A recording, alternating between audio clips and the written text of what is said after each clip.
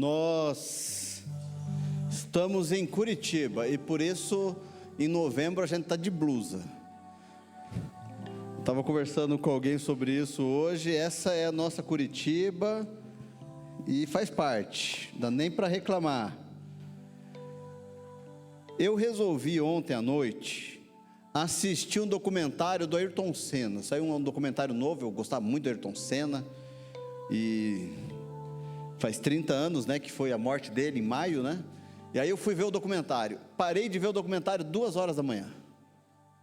Acordei 5 e tanto da manhã. Então hoje foi aquele dia, estava arrastado assim, né? Aí quando eu estava de tarde, eu estava terminando o estudo para hoje. Aí eu falei assim, eu vou tomar um Red Bull, porque eu não estou aguentando de sono. Aí eu tomei um Red Bull, parecia que eu tomei um suquinho de maracujá, deu mais sono ainda. Eu não sei se você é assim, mas olha, quando a gente está... Mas assim, tem algumas coisas que a gente vai fazendo e vai vivendo, mas fazem parte da vida. Por exemplo, o fato de dormir tarde vai me dar sono. Tipo, dormiu muito tarde, acordei muito cedo, a gente vai estar cansado. Se a gente tem um relacionamento esquisito com os vizinhos, se um dia a gente precisar desses vizinhos, pode ser que a gente não consiga uma ajuda. Eu estava vendo uma briga de 2 vizinhos lá em Minas, aí aquele sotaque de mineiro, né? Era um varrendo, ia para a calçada do outro, aí o outro varria da calçada de cá e jogava para o outro, e ficavam os dois naquela discussão e não resolvia nada. Por quê? Porque as coisas que a gente vai fazendo e vai vivendo, elas fazem parte da vida. Situações que a gente se coloca, elas fazem parte da vida. E quando eu penso nas questões de igreja, tem algumas coisas que elas vão acontecer. Se a gente vem para o culto, a gente vai ouvir uma mensagem e a gente vai se abastecer espiritualmente.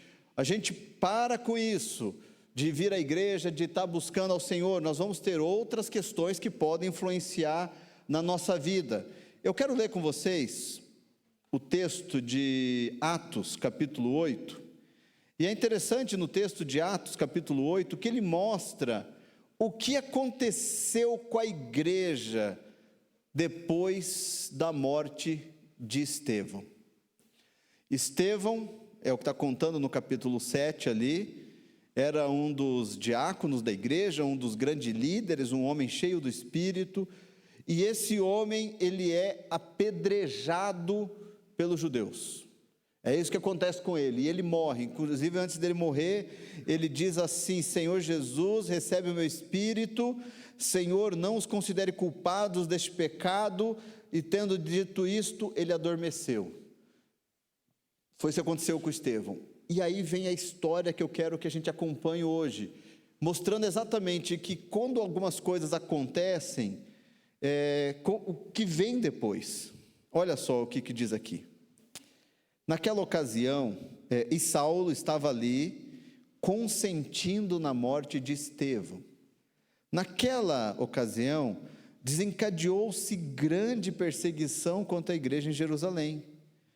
Todos, exceto os apóstolos, foram dispersos pelas regiões da Judéia e de Samaria. Alguns homens piedosos sepultaram Estevão e fizeram por causa dele grande lamentação. Saulo, por sua vez, devastava a igreja, indo de casa em casa, arrastava homens e mulheres e os lançava à prisão. Os que haviam sido dispersos pregavam a palavra por onde quer que fossem. Indo Filipe para uma cidade de Samaria, ali lhes anunciava o Cristo. Quando a multidão ouviu e viu os sinais milagrosos que ele realizava, deu unânime atenção ao que ele dizia. Os espíritos imundos saíam de muitos, dando gritos, e muitos paralíticos e mancos foram curados. Assim houve grande alegria naquela cidade. Quando eu olho para esse texto, eu vejo um texto que mostra a reação da igreja de acordo com a morte de Estevão, o que ela fez, o que aconteceu. E esse texto, para mim, ele vai mostrar algumas verdades sobre como é a vida da igreja, como é o nosso dia a dia da igreja, e o que vai acontecer com a gente em determinadas situações, quando coisas boas acontecem, quando coisas ruins acontecem, algumas coisas acontecem. Então eu pensei nesse texto aqui, 5 verdades na vida da igreja. Primeira delas é a realidade das tribulações.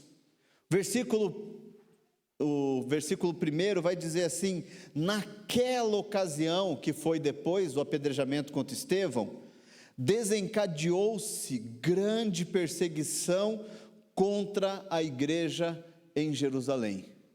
Vejam, a igreja estava crescendo. Até domingo de manhã eu falei sobre isso, sobre o crescimento da igreja, e a igreja bombando. O pastor Uquias falou sobre isso esses dias também.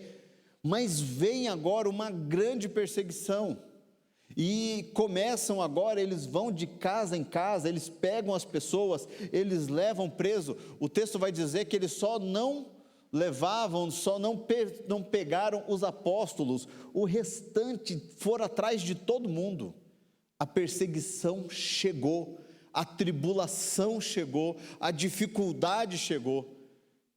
E quando eu penso na gente, eu penso que essa é uma realidade para todos nós, a realidade da tribulação. Nós não somos isentos que a dificuldade bata a nossa porta. Por exemplo, Maria está em Apucarana agora, Nazaré? Foi para a casa dos filhos? Maria está com quantos anos? 79 anos. Maria, mulher temente a Deus, fiel ao Senhor, assim um exemplo aqui para a gente. Há 2 semanas atrás agora, teve um AVC, e a tribulação, a dificuldade, a adversidade chegou na vida dela. Alguém disse assim, que você chamava Maria, ela até olhava, mas ela não tinha reação, ela não respondia. A dificuldade chegou. Esses tempos roubaram do neto da Nazaré, da Suelen, o caminhão. Roubaram um caminhão, que é o ganha-pão deles. Esses tempos agora, eu lembro quando a Dária recebeu o diagnóstico de câncer. Isso há quantos anos já, Dária, que você teve o câncer? 9 anos já. Veja, recebeu o diagnóstico de câncer. Imagina o dia que pegou esse exame. Veja, as tribulações, as dificuldades, elas chegam. E eu quero separar isso de tribulação e dificuldade. Vamos pensar, tribulação vindo da parte do inimigo, se levantando contra a gente, num aspecto de tentar desanimar a nossa fé. Situações que a gente enfrenta, que atacam de maneira direta a nossa fé. Você lembra de alguma tribulação que você enfrentou, que trouxe para você desânimo na sua fé? Por exemplo, às vezes a gente tem uma discussão, um desentendimento com alguém dentro da igreja. Às vezes isso desestimula a minha fé. Às vezes aquela pessoa que eu admirava tanto, e eu descubro um pecado dela, ela cai num pecado, aquilo desestimula a minha fé. Eu lembro um jovem que eu estava discipulando, e nós íamos batizá-lo, e ele foi na minha casa chorando, dizendo assim: pastor, a minha mãe disse que se eu me batizar, ela vai me expulsar de casa. Ele tinha 18 anos, eu já era maior de idade. Eu disse assim para ele: não se batize, espera um pouco. Sua mãe disse isso, espera um pouco, daqui a pouquinho essa coisa se resolve. Isso foi numa semana antes do batismo. Quando foi no sábado, que antecedia o batismo, ele me liga: pastor, ainda dá tempo de eu me batizar? Eu falei: claro. A minha mãe chegou para mim e falou: filho, é o que você quer mesmo? Eu falei: é, mãe, é o que eu quero. Então tá bom, filho, eu vou lá no teu batismo. E ela foi no batismo. Eu lembro que ele escolheu ela para entregar o certificado para ele ainda. Ela foi lá na frente, entregou o certificado. Vejam, coisas que tentam desestimular a gente de crer em Deus. E essas coisas vão se levantar, assim como desencadeou uma grande perseguição na igreja de Jerusalém. Coisas grandes podem se levantar na nossa vida, e não se iluda, nós não estamos isentos de dificuldades. O maligno, ele pode se levantar a qualquer instante para, de alguma maneira, desestimular a nossa fé. Eu acho que com vocês nunca aconteceu, mas eu já sei que aconteceu com alguém. Estão vindo para a igreja, se arrumando para vir para a igreja, aí dá trabalho com as crianças, é marido que briga com mulher, mulher que briga com marido, aí vem todo mundo para a igreja, todo mundo de bico, aí quando chega aqui, né, está chegando na igreja, aí tem que fazer as pazes, né, porque está chegando na igreja, né, aí pega na mão de novo, aí faz uma cara de que está tudo bem, tudo bem com vocês? Graças a Deus, né? Mas a tribulação, ela veio, foi um inferno sair de casa aquele dia, mas eles saíram, chegaram, e aqui Deus começou a agir. Às vezes Deus age, às vezes na hora do culto mesmo, eu já soube de história, de na hora do culto, na hora do louvor, um segurar na mão do outro e falar assim, me perdoa, aí o outro fala assim, me perdoa também, e se resolverem ali e depois conversarem, mas a tribulação vem. Tem horas, gente, que o maligno vai se levantar usando pessoas que a gente ama para ser empecilho na nossa vida.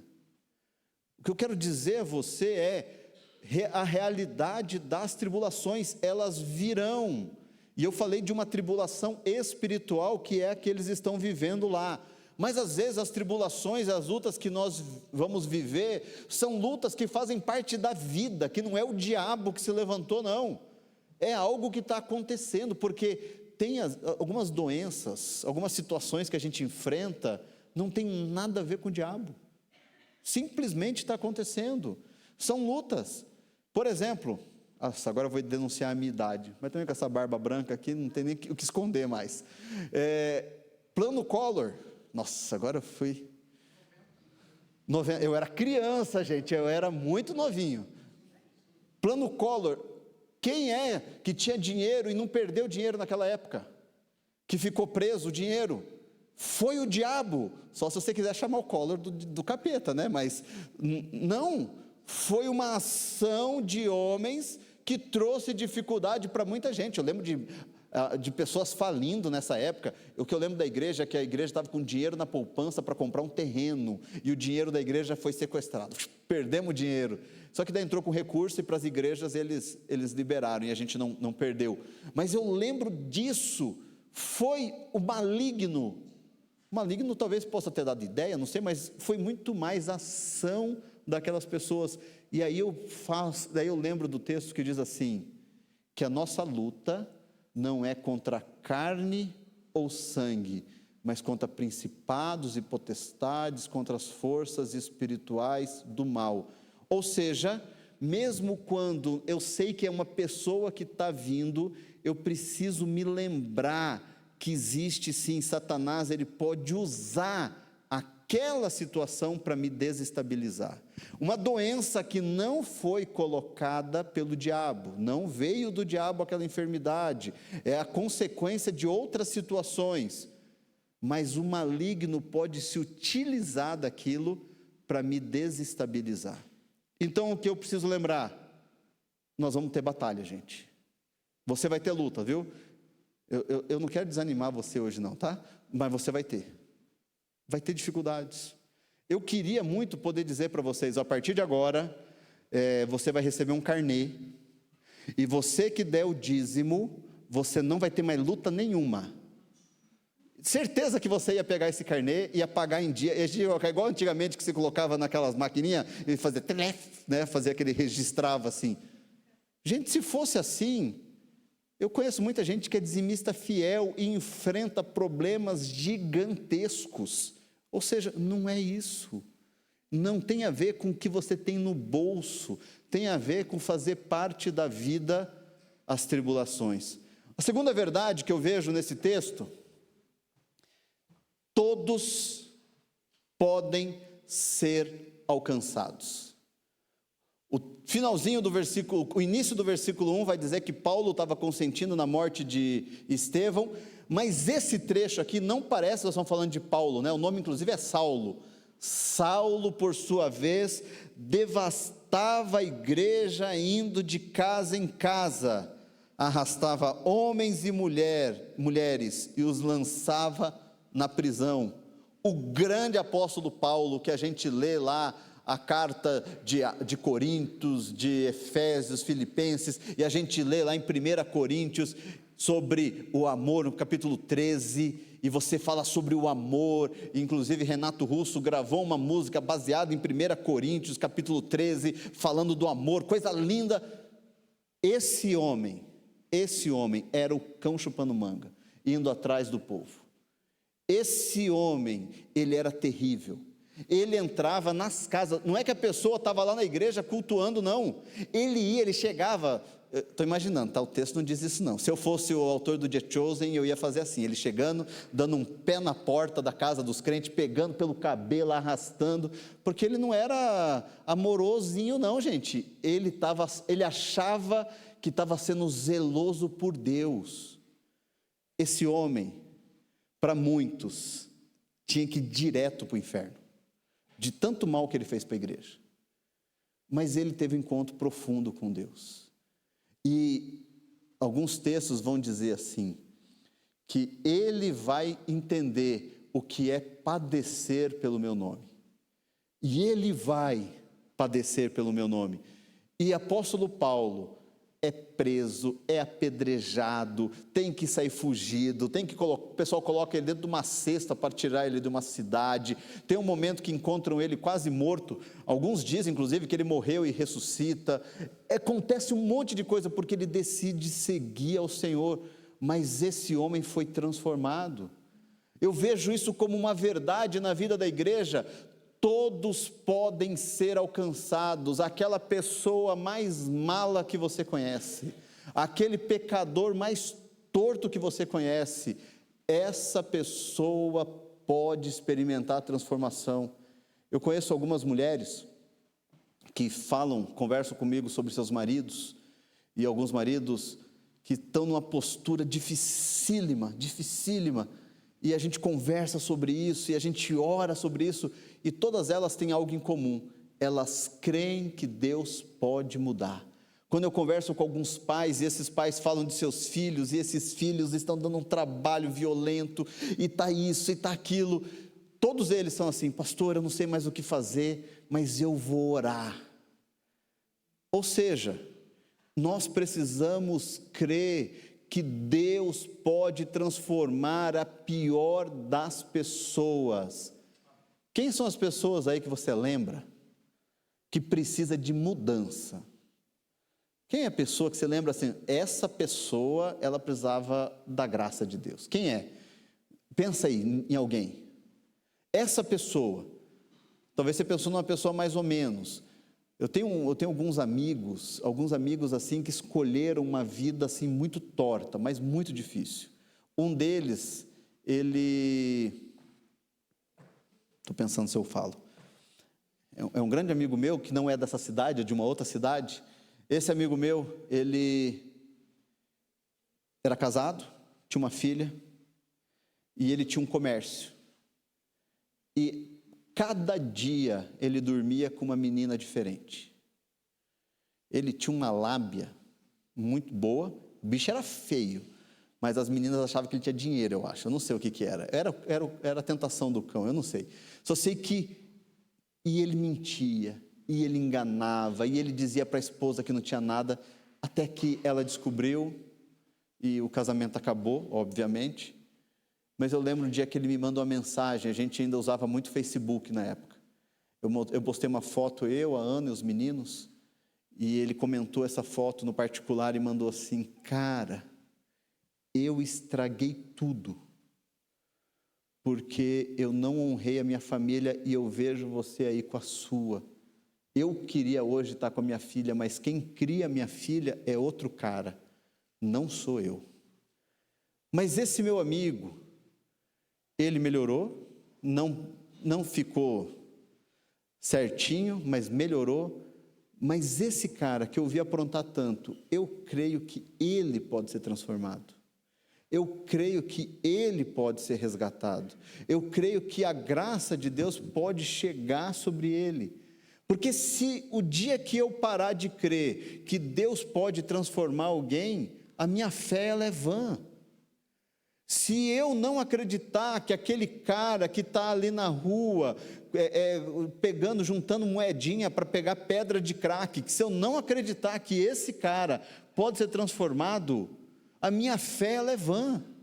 Eu preciso crer que a graça de Deus pode alcançar o maloqueiro e pode alcançar aquele político que eu detesto, pode alcançar todos, a transformação de Deus pode chegar em todos os lugares, porque se alcançou Paulo, pode alcançar todos. Se me alcançou, meus amigos dizem isso, Nildo, se você foi transformado, eu também tenho chance. E é verdade, se a graça de Deus me alcançou, ela pode alcançar o outro, se ela te alcançou, porque nós não somos melhores que os outros, mas eu penso que essa é uma das verdades que a palavra de Deus traz para a gente. Uma outra verdade que eu vejo nesse texto, terceira verdade, é que se houver, já que vão haver adversidades, tribulações, Deus pode usar essas adversidades. Olha só o versículo 4 ali, ó. Os que haviam sido dispersos pregavam a palavra por onde quer que fossem. Eu fico imaginando esse texto. Imagine agora a cena, eles estão em Jerusalém, e aí eles fazem um momento que eles se reúnem todo mundo, e todo mundo dando abraço, e o pessoal vendendo as suas propriedades, e distribuindo entre os pobres, e aquela alegria, e todo mundo junto. O texto diz assim, que eles se reuniam de casa em casa, era célula para tudo que é lado, PG, né? Era PG para tudo que é lado, e o pessoal animado, eles se reuniam, faziam aquele culto com 10 mil pessoas, um louvor assim maravilhoso. Não sei que instrumento que eles usavam lá, mas eles usavam alguns instrumentos ali, e era aquele culto lindo, e de repente começa a perseguição. Eu imagino as orações, Deus, o diabo se levantou, e não sei o que, Deus tem misericórdia, só que a perseguição foi tão pesada, que eles tiveram que sair de Jerusalém, com exceção dos apóstolos, ficaram só os 12, porque já tinham substituído Judas, tá? Judas já tinha saído, mas eles colocaram Matias no lugar. E aí sai todo mundo vai embora. Só que aquilo que parecia uma desgraça, Deus usou para abençoar outros.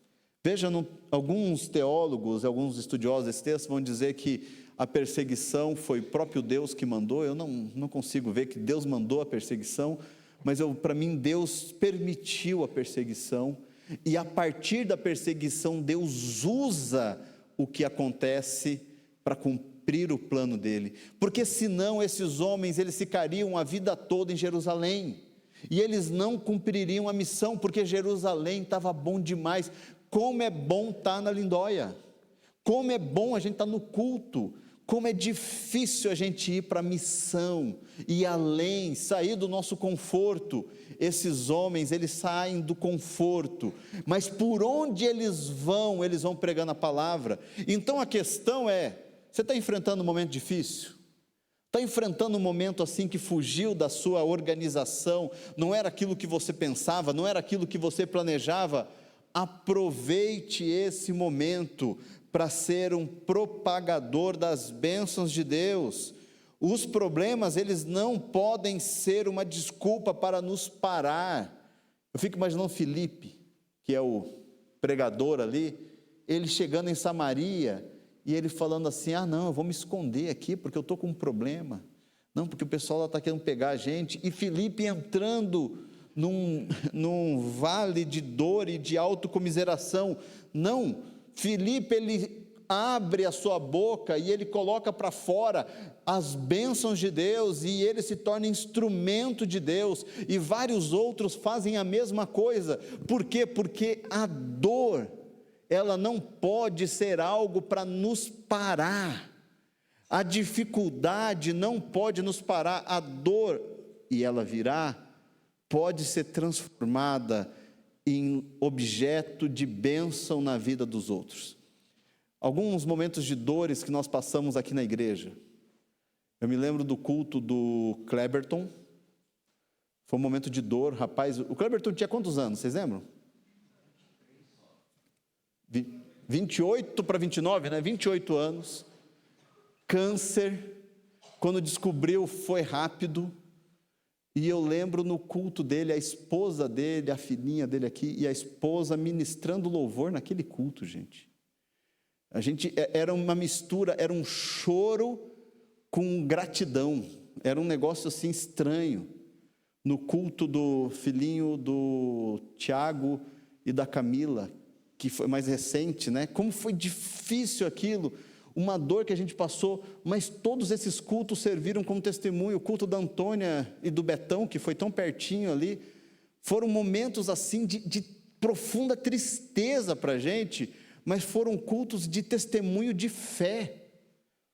Eu olho para as adversidades, e as adversidades, elas precisam entrar no nosso coração e falar assim: espera aí, Deus, eu já estou vivendo o problema, eu já estou enfrentando a luta, não vai diminuir a luta é essa, mas enquanto estou na luta, Deus, eu quero ser um instrumento do Senhor.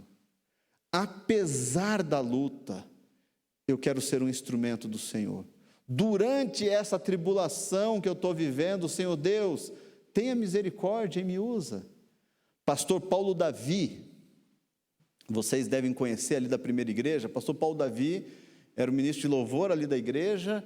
Ele tem uma doença que vai limitando a sua capacidade de movimento, e a última vez que ele teve uma crise, ele não mexia do pescoço para baixo, quando ele teve uma crise muito forte. Depois ele foi fazendo fisioterapia, tomando a medicação, então ele mexe hoje as mãos, assim, mal e mal os braços, só anda de cadeira de roda, e ele entendeu que ele vai servir a Deus daquele jeito, então ele prega daquele jeito, ele coordena um programa de rádio daquele jeito, ele é o responsável pelos campos da PIB, ele está em todas as reuniões.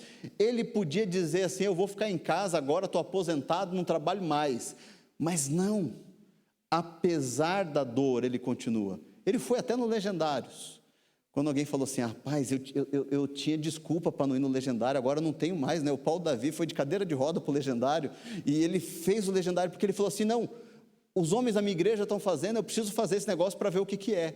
Ele foi fazer em outro lugar, que lá nesse outro lugar era com remo, então ele não precisava andar, ele precisava só remar, e ali ele podia remar, então ele entrou dentro do que ele podia, mas a dor não o parou. A dor, ela vai vir, a dificuldade virá, mas a dor, ela não pode me parar. Quais são as dores que você está enfrentando hoje?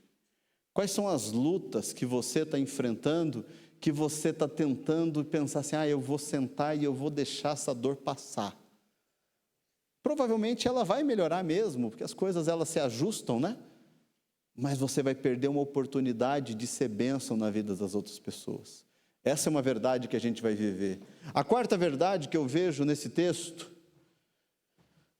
é a verdade dos milagres.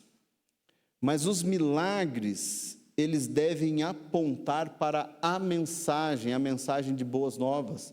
O texto diz assim: quando a multidão ouviu e viu os sinais milagrosos que ele realizava, deu unânime atenção ao que ele dizia. Todos deram atenção ao que ele dizia quando elas viram os milagres. Vejam, os milagres não era a mensagem. O milagre apontava para a mensagem, e a mensagem era uma mensagem de salvação, de transformação, de mudança de vida.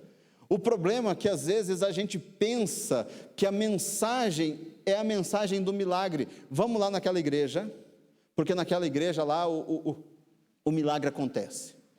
Aconteceu uma vez comigo, não é de acontecer muito não, mas uma vez eu estava preparando uma mensagem e Deus mandou eu comprar uma camiseta. Como que Deus mandou? Eu entendi, enquanto eu preparava a mensagem, que eu tinha que comprar uma camiseta polo do tamanho tal que eu tinha que dar para alguém na hora do culto, na hora da mensagem. Nunca tinha acontecido aquilo, então eu como bom batista que sou, fiz isso morrendo de medo, né? Fui, comprei na loja, fui para o culto, isso lá em Paissandu, e estou pregando, e prego sobre uma questão lá de mudança de vida, e quando eu estava pregando, ficou muito claro, uma pessoa que estava lá, que eu precisava chamá-lo e dizer assim: olha, Deus manda te dizer que essa camiseta simboliza a transformação na sua vida. E eu, imagina eu fazendo isso morrendo de medo, gente. Então, eu antes de fazer isso, eu fui me explicando, né? Gente, olha, eu não costumo fazer isso, vocês me conhecem, não sei o quê, tal, né? Mas Deus me colocou isso no coração, e não sei o quê. E nem precisava me justificar tanto, mas eu fiz. E aí chamei ele à frente, eu lembro que ele veio à frente chorando, chorando, chorando. E aí algumas coisas aconteceram. Um tempo depois, esse jovem, ele contraiu meningite. Eu fui no hospital, e quando eu o vi, ele parecia alguém morto, ele estava cinza. E em um mês ele estava recuperado, não ficou com sequela alguma, e a gente falou do que Deus queria fazer na vida dele. Foi umas coisas assim muito, muito fortes. Não aconteceu de novo, tá? Mas eu lembro de uma cena que uma irmã chegou para mim e falou assim: pastor, ela era de uma igreja que tem muito dessas manifestações e revelações assim, pastor, eu cheguei na minha casa e falei, viu que lá na Igreja Batista também tem o Espírito Santo? Viu que lá Deus também faz? E eu fiquei pensando, meu Deus, as pessoas vão querer participar do culto por causa da revelação, não pelo que Deus ia fazer na vida daquele jovem de transformação. Os milagres, gente, eles vão acontecer. Nós vamos orar, e quantos milagres, quantas coisas aconteceram aqui na igreja, da gente orar e pedir para Deus curar, e Deus curar, pedir para Deus restaurar, e Deus restaurar. Quantos casamentos nessa igreja foram transformados e restaurados, quantos filhos foram libertos de situações terríveis, quanto milagre a gente viu. Mas o milagre, ele não aponta, ele não é a mensagem. Eu não corro atrás de milagres, eu corro atrás do Senhor, que é o dono do milagre. Se Ele fizer um milagre, amém. Veja, eu quero que o milagre aconteça, eu gosto quando o milagre acontece, todo mundo fica feliz quando a gente ora e Deus ouve, mas é mais do que isso, tem a ver com relacionamento, porque os meus filhos, quando eles me pedem as coisas, não é tudo que eu digo sim. Esses dias o Daniel saindo do culto dos jovens, os jovens iam não sei para onde, daí o Daniel, pai, eu posso ir junto? Isso já era umas 11 horas da noite. Eu, não, filho. Mas por quê? Eu falei, por que não? Você tem 16 anos, cara, vem para casa. Não. E aí deu aquela rateadinha, eu falei, cara, ei, não, tá bom? Tá bom. Aí foi para casa e não ficou nem bicudo, olha, não ficou nem bicudo. Mas ele tentou, né? Ele tentou, normal, né? Eu tentaria também, né? Com a idade dele. Vejam, mas eu não disse sim. Por quê? Porque não tem idade para isso. Ia sair com os jovens aí, 23, 24, 25 anos, não fazia sentido ele estar junto, é outro universo, é outra cabeça. Ele está com 16. Quando a gente teve essa conversa, ele entendeu. E a mesma coisa quando eu peço milagres para Deus. Eu peço algumas coisas e Deus não vai me dar. E eu preciso lembrar que o milagre, ele aponta para a mensagem de salvação e de libertação, mas ela não é a mensagem. Então eu e você não temos que correr atrás do milagre, nós temos que ir atrás do nosso mestre. E aí a gente olha para o nosso coração. Por que algumas pessoas, quando Deus não responde a oração, elas se afastam de Deus? Porque elas não estavam atrás de Deus, elas estavam atrás do que Deus podia fazer na vida delas. Uma senhora, ela estava com câncer, e orando, e o pastor começou a visitá-la, e toda semana ele ia lá orar, e ela foi curada. Assim que ela foi curada, ela fez uma viagem para agradecer para uma outra situação, aí uma outra entidade, e dizendo assim, olha, quem me curou não foi Deus, foi a senhora. Quando ela voltou, passado algum tempinho, o câncer dela voltou, e ela morreu. E eu lembro que a gente lembrou muito daquele texto, quando Herodes é comido de bicho, quando Herodes ele faz um discurso e todo mundo começa a dizer assim, a voz de Deus, é a voz de Deus, e aí ele aceita o louvor, e aí vem uma voz do céu e diz, você não deu glória a Deus. Vejam, o milagre em si, gente, não é nada, porque mesmo depois do milagre, a pessoa queria ser curada, mas depois ela vai acabar morrendo. Ela queria ter dinheiro, mas depois ela vai ficar sem dinheiro, porque outras coisas vão acontecer, porque a vida vai ser assim, mas eu corro atrás do Senhor. E a última verdade que eu vejo nesse texto, está no versículo 8, a alegria da libertação. Assim houve grande alegria naquela cidade. Vejam, uma das verdades que a gente vai ver na igreja é a libertação de pessoas. Homens e mulheres tendo encontro profundo com o Senhor Jesus. E é isso que nos liberta. E libertação, gente, é muito mais do que simplesmente agora crente não faz isso, crente não faz aquilo e crente não faz aquilo outro. Não tem nada a ver com isso, gente. Seguir a Jesus não é o que eu não faço. Seguir a Jesus é a liberdade que eu tenho de fazer o que eu preciso fazer e conseguir dizer não para coisas que eu não preciso fazer. Tem a ver com isso, tem a ver com escolhas, tem a ver com uma nova maneira de viver e de ver a vida.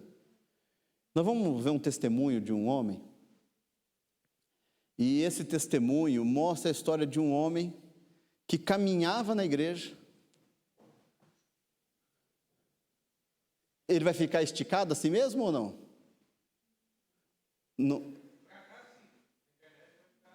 E para nós vai ficar esticadinho? Então tá bom, fazer o quê? Ele está no formato do Instagram, mas esse testemunho, ele fala de um homem que caminhou na igreja, mas ele só houve uma mudança nele quando ele entendeu o que ele precisava fazer. Quando eu vi esse testemunho, eu estava lá, eu vi ele ao vivo e só tinha gente chorando, a gente vendo esse testemunho, mas eu queria que você ouvisse aí, porque para mim ele traz essa ideia de alegria da libertação que a gente presencia. Pode colocar para a gente? Conta para nós o que aconteceu na montanha. Aumenta um pouquinho mais o... Eu quero dizer a vocês que eu sempre fui um simpatizante do Senhor. Sempre frequentei a igreja, mas sem compromisso. E eu fui impactado quando aconteceu há cerca de 10 dias atrás, quando o Senhor começou a falar comigo e falou sobre a dracma, que tinha que limpar a casa. E eu decidi chamar minha esposa e limpar a casa, deixar tudo limpo. Falar o que estava acontecendo já todo esse tempo de casado, 27 anos, tenho 3 filhos, e ela decidiu, por bem, encerrar. Vamos se divorciar. Eu quero que você já acerte os papéis no cartório e a gente vai se divorciar. Eu insisti, mas ela falou, não, eu não quero mais, acabou, vai. Eu fui.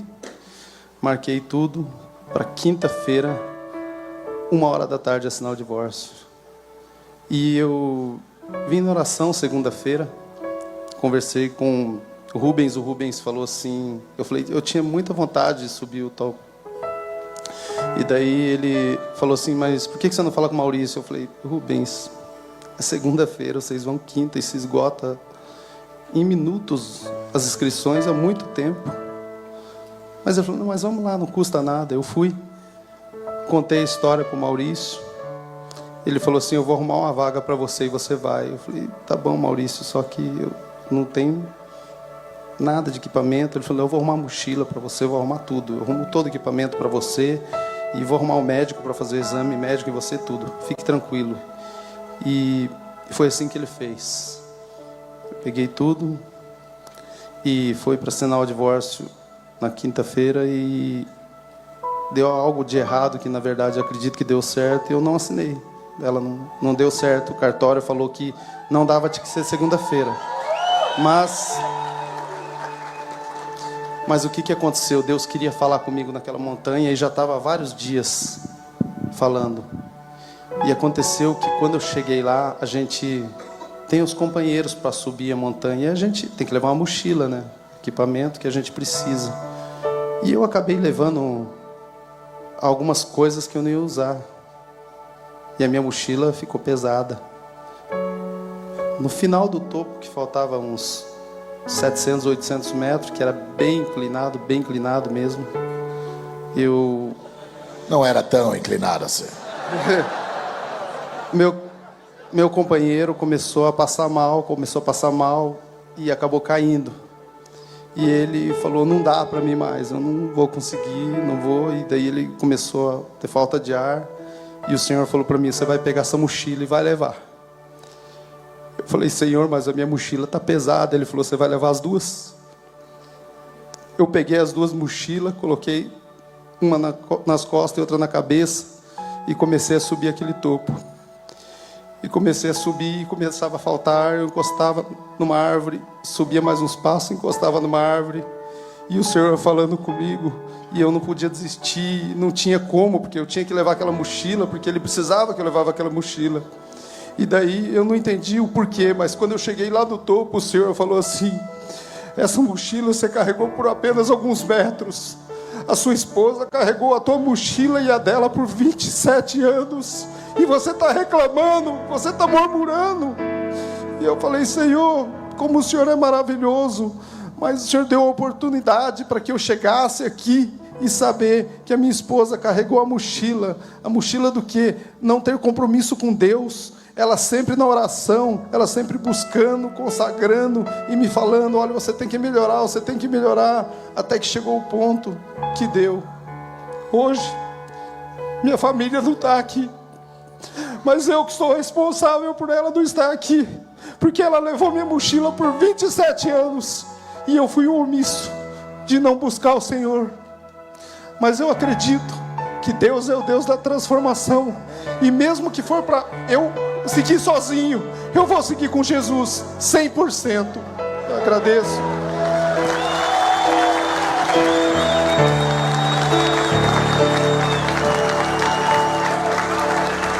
Olha aqui, quem está aqui?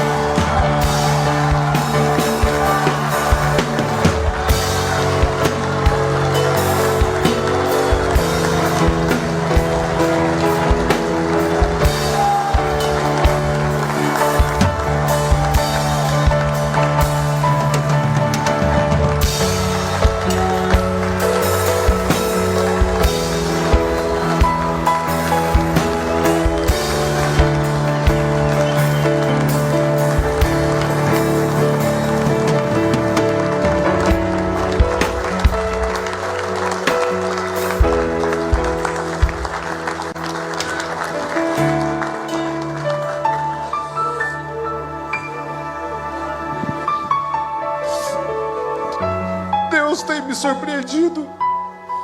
E aqui nesse momento eu falo para todos que estão presentes aqui: entregue o seu caminho ao Senhor 100%, que Ele faz tudo.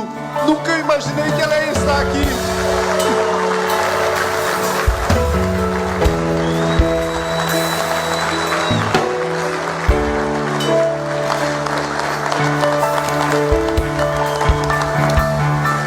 Que Deus os abençoe. Gente, imagina a alegria nessa casa.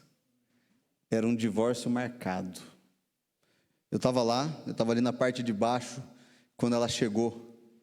E o Antero não sabia que ela estava ali. A gente, ela está aqui. E o Antero se despedindo do cara. E ela está aqui. A gente tentando fazer para a mulher passar, para chegar lá. Até que ele viu e apontaram para ele. Gente, quando a gente fala de alegria da libertação, é isso. É um homem que 27 anos esteve num casamento, ele religioso, mas não conhecia de fato esse Jesus. Mas ele teve uma experiência profunda com Deus. E essa experiência que ele teve com Deus libertou ele das mazelas dele e restaurou um casamento que havia morrido. Ressuscitou. O que eu quero dizer a você é que essas verdades, elas vão acontecer. Uma família restaurada vai experimentar alegria, filhos libertos das drogas, situações e situações diversas que podem acontecer, mas a alegria, assim como chegou aqui em Samaria, houve grande alegria naquela cidade. Essa é a realidade que nós vivemos na igreja. A gente vê muita coisa acontecendo na igreja, mas a alegria da salvação e da transformação, isso é muito impactante. As 5 verdades que eu vi nesse texto: nós vamos viver tribulações, então saiba disso, tribulações fazem parte da vida. mas por mais a tribulação que você esteja vivendo, e conheçamos pessoas aí difíceis demais, essas pessoas podem ser alcançadas pelo Senhor, assim como esse homem. Ela 27 anos, essa mulher orando, hein? Foi aos 46 do segundo tempo, ali já estava para acabar o jogo, esse homem foi alcançado. Todos podem ser alcançados. Eu não sei quem é a pessoa que você tem orado e pedido a misericórdia de Deus. Essa pessoa pode ser alcançada e restaurada. Deus, Ele pode usar inclusive as lutas que você está passando. Rick Warren diz que nos momentos bons, Deus sussurra nos nossos ouvidos. Nos momentos difíceis, é como se Ele gritasse nos nossos ouvidos. Deus pode usar nossas dores, e Ele afirma o seguinte, que Deus não desperdiça nenhuma dor. O problema que você está vivendo, Deus pode usar essa situação para abençoar outras pessoas. E se você está na expectativa e na esperança de um milagre, lembre-se disso, os milagres fazem parte do processo e da vida cristã, mas não é a vida cristã. O texto diz lá de Marcos assim, estes sinais acompanharão aos que creem. Os sinais, os milagres, as curas, elas fazem parte da vida cristã, mas não é vida cristã. Vida cristã é muito mais do que milagres, tem a ver com relacionamento com Deus, e por isso na vida da igreja a gente experimenta a alegria da salvação, a alegria da libertação, a alegria de poder ver novas coisas. Eu não sei o que você precisa que Deus faça algo novo aí na tua história, mas nós podemos viver essa alegria juntos. Vamos orar? Pai amado, nós somos gratos, ó Deus, pelo seu cuidado e pelas suas bênçãos. Somos gratos, ó Deus, porque o Senhor tem olhado para nós com graça e misericórdia. E nós apresentamos diante do Senhor, ó Deus, a tua igreja reunida aqui, Senhor. Pedimos, ó Pai, a tua graça e a tua misericórdia, e pedimos, ó Deus, que o Senhor nos ajude diante das tribulações, ó Deus. Que o Senhor nos ajude a nos mantermos firmes diante, ó Deus, das lutas. Nos ajuda, Deus, a entender que apesar das lutas, o Senhor pode nos usar. Nos ajuda, Deus, a ver aquelas pessoas por quem nós estamos orando, que a gente não desista delas, ó Deus, mas que a gente continue firme, Senhor. Nos ajuda, Pai amado, a não ficar apenas atrás de milagres, ó Deus, mas possamos, ó Deus, confiar que o Senhor estará conosco. E Pai amado, que cada um aqui, Deus, cada um, possa experimentar, ó Deus, a alegria da libertação, a alegria da salvação, a alegria da transformação, ó Deus. Abençoa aqui, ó Deus, a tua igreja, em nome de Jesus, amém.